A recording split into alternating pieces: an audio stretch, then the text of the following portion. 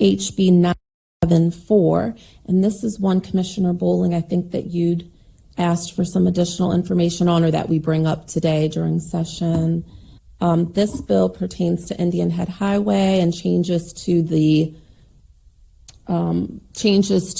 speed citation process. It essentially does two things: creates a graduated fine schedule depending on the speed and excess of the legal limit, and then it also creates additional fines for subsequent offenses. And so you'll see in HB 974. And just for my colleagues, we were in Annapolis, I think it was Thursday, for the Tri-County Council reception and we met with some of our legislatures up there, and they had just come out of session as they came to it, and I actually had a conversation with Delegate Davis, and it apparently got very heated on the floor of the House between the Charles County delegation and the Prince George's delegation. And I actually, to be fair,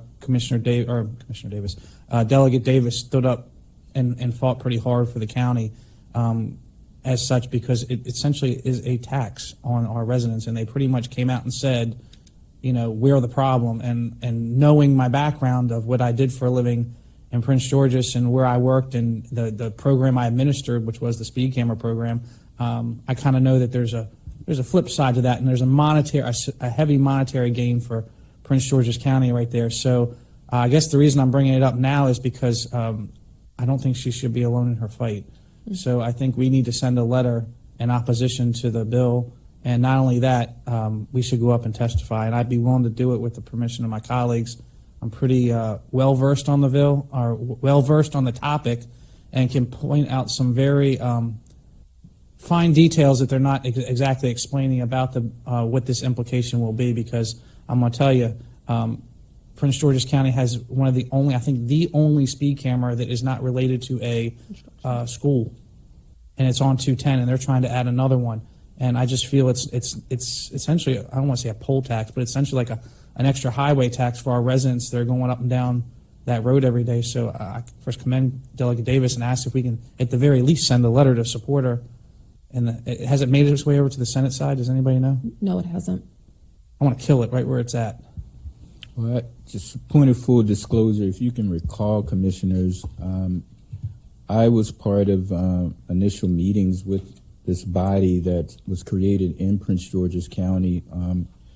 They held a meeting at the Selby's restaurant, which I attended.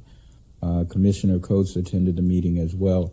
The purpose was to certainly listen directly to that group, which instrumental in continuing to push this particular legislation. What was never in place, and just based on what you're saying at this moment, was collaboration between the two jurisdictions, because that was my purpose, to attempt to try to merge the Prince George's delegation with our delegation. But what you're saying is clearly the kind of feedback I was getting from our delegation as well. So I mean, but this is full disclosure on my part, because I was certainly looking at this under the presumption that if the two bodies were able to speak together, perhaps there could be a degree of common ground. So I don't necessarily know if I'm okay with the idea of, just pushing as a board, being against it. But I certainly recognize that clearly, that it's not going to get much steam if the Charles County delegation, is not feeling it. So that's my position, but just based on full disclosure, because I was attempting to see if, there was a potential for common ground. So, and it doesn't appear that that's the case. I'm sorry. I kind of felt like, and listen, I understand politics, and sometimes myself and Delegate Davis don't always see eye to eye on things, but this one, we're on the same page, and I feel like we shouldn't leave her out there by herself in a delegation that's tremendously outnumbered by ours, and I think it sends a strong message, because this is monetary. I'm telling you, I mean, I understand this, the speed. I worked there for 20 years. I worked on 210 for 15 of the 20. I understand what's going on there, and this, to me, is just, it's. And from what I'm gathering from the people that were, I wasn't in the house when it happened, but it pretty much said it's our people. So I think we have an obligation to stand and say, oh, because if we don't stand up strong against it right now, it's going to come back. It's going to keep coming back.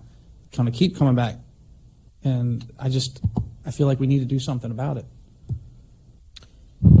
It's my opinion. But the will of the board. Coach has something to say. Commissioners, this is Joe Green, GS Proctor & Associates. I'll just add that last year, House Bill 974 was introduced as House Bill 431 and was reported unfavorably by its oversight committee, the House Environment and Transportation Committee. So just want to give you a heads up. It is what we can do with regards to a letter, if one is approved by the board, is certainly submitted to the committee and the subcommittee of jurisdiction, I believe it's the motor vehicle subcommittee, and to that chair to communicate your opposition on that bill. I mean, again, last year it did fail. It did not get referred favorably last year on the committee. but it came in last year. It came in again this year, and I think us not saying something is saying something. If you know what I mean, like us not saying, "Listen, we're against this. Let's come back to the table. If you want a bill to put up, then we need to work together before you put the bill in." Because at the end of the day, we could put the speed camera in Charles County, because then guess who would get the revenue?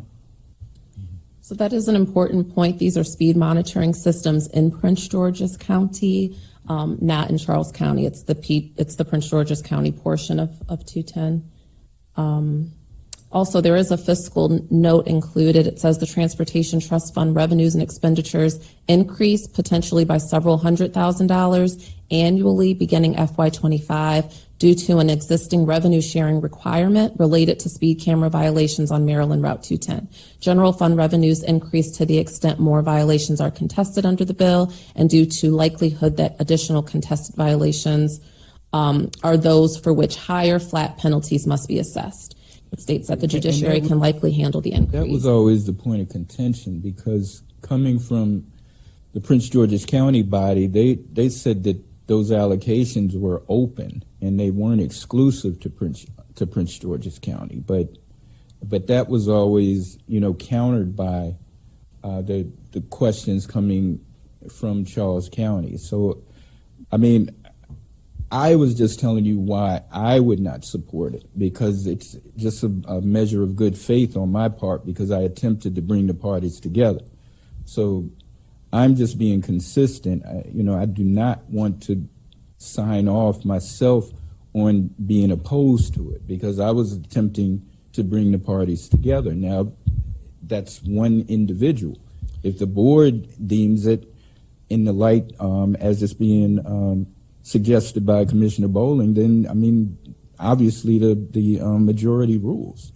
If you look a little deeper into, though, that Transportation Trust Fund, Charles County got cut from that funding.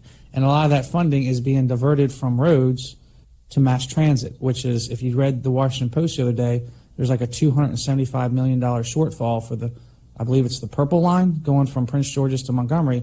So where do we think that money's going to go? It's going to be a tax on our residents that's going to go to another jurisdiction. And I'm just saying, we were just identified as the wealthiest majority black community in the country. And now they're going to add this tax to our residents? And I'm not trying to polarize it, but I'm trying to tell you this is not right. And if it's almost like, listen, I get it, they're a larger county than us, but sometimes you got to stand up for yourself and say, if you want this bill, you better come back to the table before you go to Annapolis with it. I feel like you're arguing with yourself, because I conceded. I'm conceding your point. But you're not signing the letter. Because I told you why. Because it's an action of good faith for me. But, I mean, I'm not saying I disagree with your points. Commissioner Coates has her hand. Commissioner Collins, you're exactly on point. You and I did attend. It is an action of good faith. Both you and I attempted to merge the two counties to discuss all of what's being talked about here, about revenue, about safety. And I know they were pushing the safety aspect and the death and all. And absolutely, we got their point. But when we do a deeper dive, we also realize that there's more involved, and we did ask them to kind of come together so we can collaborate on something that would also benefit, because it is mostly Charles County resident, so that would benefit. So an act of good faith, I too cannot support in opposition of this. So can I just ask a question? I'm not trying to be argumentative. So our good faith was to have a meeting to say, let's collaborate about this. Their good faith was to come back on the floor of the House and blame our county for their problem. And so that's where I'm like, well, okay, so now what's the next step? The next step is seeking a vote for what you're requesting. So is there a vote, or is there a motion to approve a letter opposing this directly from Charles County government? I make the motion. Is there a second?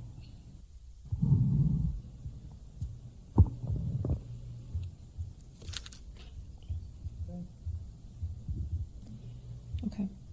Answers my question. Move on. Commissioners, there's no second, so the motion fails.